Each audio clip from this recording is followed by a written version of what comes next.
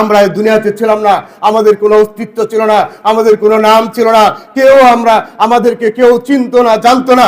কিছুদিন আগেই আমরা দুনিয়াতে ছিলাম না, আমাদের কোনো নাম ছিল না, অস্তিত্ব ছিল না, কেউ আমাদেরকে চিনতো না। আল্লাহ রব্বুল আলামিন এই দুনিয়াতে আমাদেরকে প্রেরণ করেছেন।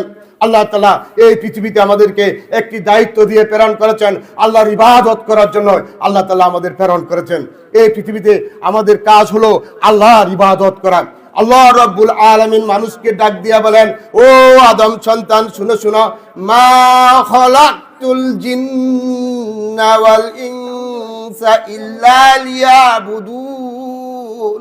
এই পৃথিবীতে জিন এবং মানব জাতিকে আমি সৃষ্টি করেছি একমাত্র আমার ইবাদত করার জন্য। আমরা মানুষ, আমাদের কাজ হলো একমাত্র আল্লাহর ইবাদত করা। আল্লাহর বিধানগুলো, কোরআনের বিধানগুলো, আল্লাহ রাসূলের নির্দেশগুলো, রাসূলের সুন্নতগুলো আমাদের সঠিকভাবে পরিপালন করা, এটাই হচ্ছে আমাদের কাজ। আমরা যদি আল্লাহর ইবাদত যদি সঠিকভাবে করতে পারি, আমরা যদি মুমিন বান্দা হিসেবে জীবনযাপন করতে পারি, পরহেজগার বান্দা হিসেবে যদি জীবনযাপন করতে পারি, আল্লাহর মুমিন বান্দা হিসেবে যদি আমরা মৃত্যুবরণ হয়, আমাদের মৃত্যু হয়, তাহলে আল্লাহ রব্বুল আলামিন আমাদের কবরকে প্রশস্ত করে দিবেন, কবরের আযাবকে মাফ করে দিবেন, আমাদের হাসরের ময়দানের বিচারকে সহজ করে দিবেন, আমলনামা ডান হাতে দিবেন, ফুলসিরাতের পুল বিজলির মতো পার করে দিবেন, জাহান্নামের আযাব থেকে আমাদেরকে রক্ষা করবেন। ইয়াগফির লাকুম যুনুবাকুম ওয়া ইউদখিলকুম জান্নাত। আল্লাহ রাব্বুল আলামিন আমাদের গুনাহগুলোকে মাফ করে দিবেন এবং আমাদেরকে জান্নাতে দাখিল করে দিবেন। সুবহানাল্লাহ। আমার ভাইরা, আল্লাহ রব্বুল আলামিন আমাদেরকে এই দুনিয়াতে প্রেরণ করেছেন। আপনি দুনিয়াতে আমরা এক সময় ছিলাম না, আমরা কেউ দুনিয়াতে ছিলাম না, আমরা বন্যার পানির মতো মানুষ, আমরা এই দুনিয়াতে এসেছি। বন্যার পানি যেভাবে আসে সেভাবেই চলে যায়। আমরা মানুষ, আমরাও যেভাবে এসেছি সেভাবেই আমরা সেভাবেই চলে যাচ্ছি। দুনিয়াতে এসে শুধু আমার আমার বলি যে এটা আমার, ওইটা আমার, কিন্তু এই দুনিয়া বড় স্বার্থপর। এই দুনিয়াতে কোনো কিছুই আমার না।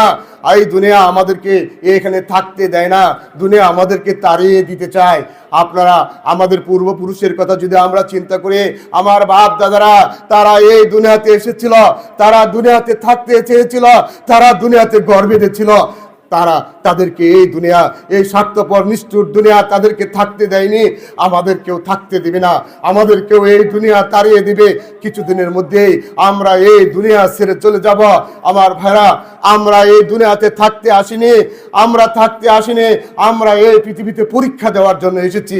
আল্লাহ রাব্বুল আলামিন আমাদেরকে পরীক্ষা নেওয়ার জন্য এই দুনিয়াতে প্রেরণ করেছেন। পরীক্ষা যখন শেষ হয়ে যাবে আমাদেরকে এই দুনিয়া ছেড়ে চলে যেতে হবে।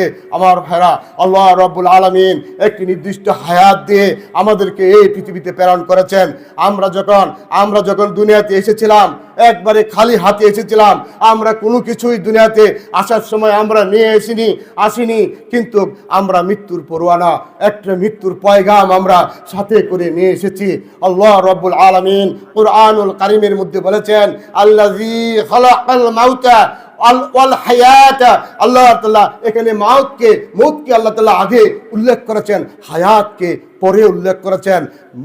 আমাদের মৃত্যু আমাদের পিছনে সবসময় তাড়া করে বেড়াচ্ছে, সবসময় মৃত্যু আমাদের তাড়া করে বেড়াচ্ছে। যে কোনো সময় মৃত্যু আমাদেরকে ধরে ফেলবে, যে কোনো সময় আমাদের মৃত্যুবরণ করতে হবে। হযরত আলী রাদিয়াল্লাহু তাআলা বলেছেন, মৃত্যু হলো আমাদের জুতার পিতার মতো মৃত্যু। এত কাছে, মৃত্যুর মতো এত কাছে আর কোনো কিছুই নাই। যে কোনো সময় মৃত্যু আমাদেরকে ধরে ফেলবে। আমার ভাইরা, আল্লাহ রাব্বুল আলামিন বলেছেন, ও আদম সন্তান, শুনো শুনো, যে মৃত্যুর ভয়ে তোমরা পালাচ্ছ, সেই মৃত্যু অবশ্যই তোমাদেরকে ধরে ফেলবে।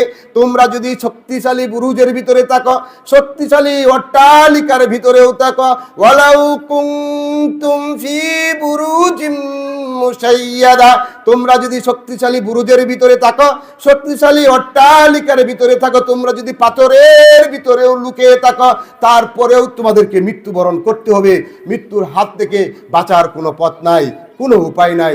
এজন্যই আমাদেরকে মৃত্যু আসার আগেই আমাদের বেশি বেশি করে আল্লাহর ইবাদত করতে হবে, বেশি বেশি করে আল্লাহর ইবাদত করে আমাদের আমলনামা ভালো করতে হবে, আমলনামা সমৃদ্ধ করতে হবে, বেশি বেশি করে তওবা করতে হবে, বেশি বেশি করে আল্লাহর ইবাদত করতে হবে। মৃত্যু আসার আগেই আমরা যদি চিন্তা করি যে একটু বয়স হোক, একটু বুড়া হই, দাড়িগুলো পাক হোক, তারপরে আমি নামাজ পড়ব, তারপরে আমি ইবাদত করব, এটা মোটেও ঠিক না, এটা করা যাবে না।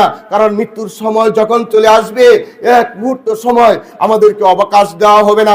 আমার আল্লাহ রাব্বুল আলামিন বলেছেন, ও দুনিয়ার মানুষ,